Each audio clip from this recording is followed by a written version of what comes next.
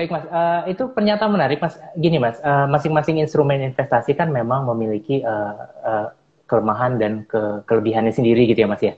Iya, Boleh iya, di-share iya. sedikit Mas? Ya, di-share sedikit mungkin versinya Mas Ryan, keunggulan dari saham dibandingkan nih Mas instrumen Misal investasi lain misalnya secara singkat. Ya misalkan apa? properti, misalkan Oke. reksadana misalkan. Iya, instrumen investasi itu dasarnya itu cuma dua. Ya, dengan mengenal investasi itu adalah Anda tidur, apa yang Anda beli harganya atau nilainya naik. Yang kedua, Anda tidur, duitnya datang. Nah, itu ciri khas instrumen investasi itu. Jadi kalau Anda tidur, duitnya datang ternyata karena Anda menikah sama seorang bos yang kaya, itu aset Anda tuh, investasi Anda tuh sebenarnya. Itu salah satu investasi yang tidak pernah disebut investasi bagi orang lain, tapi kalau di tempat ini disebut sebagai investasi. Hmm. Berarti Anda menginvestasikan waktu dan hidup Anda dengan orang yang tepat sehingga Anda punya duit dalam keadaan Anda tidur. Ini aset gitu ya. Nah, tapi kalau kita bicara mengenai investasi secara barang-barang seperti saham gitu ya. Jadi kita mesti sadar bahwa ada sesuatu yang tidak menghasilkan secara kedua-duanya. Apa sih yang membedakan trading dan investasi yang versi simple, versinya Mas Ryan di Iya, bukunya, dengan yang iya. ribet Mas?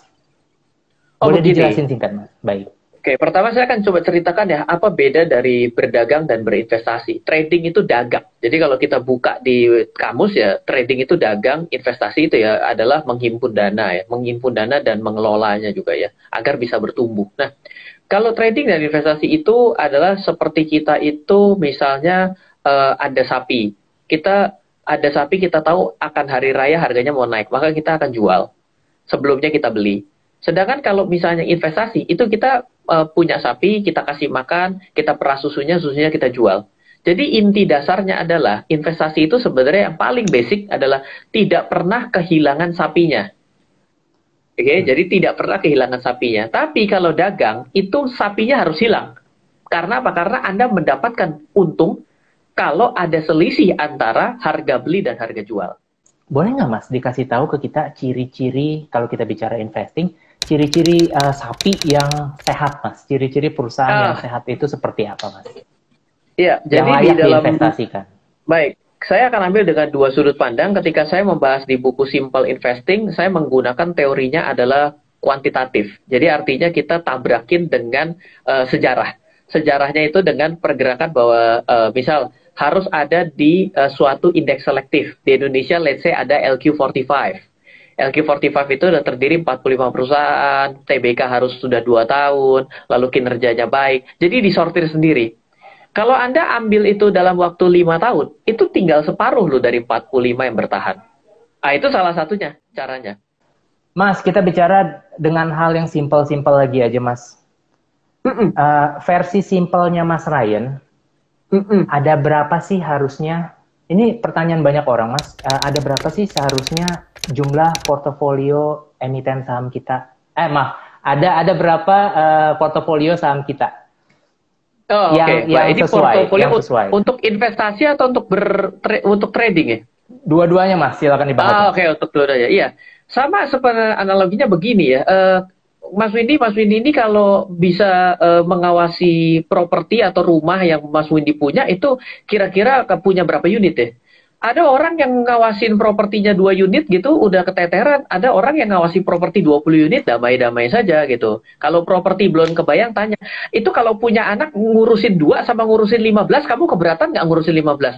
Waduh, setengah mati 2 ya. Berarti Anda juga berarti udah keteteran. Tapi ada orang yang 15 damai-damai saja. Nah, jadi ketika Anda berbicara mengenai portofolio investasi, misalnya saya mau investasi saham, kalau kita bicaranya terlalu sedikit, misalnya, saya kalau investasi itu cuma 2 saham.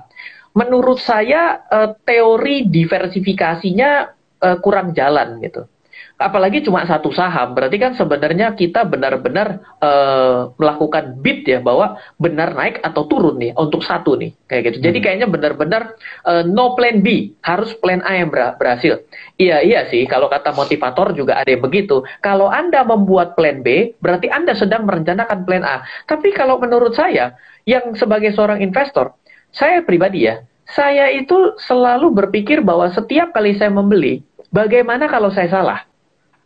Jadi artinya adalah, kembali lagi, diversifikasi itu penting. Kalau ditanya adalah mau diversifikasi berapa, berapa banyak portofolio yang sanggup Anda monitor?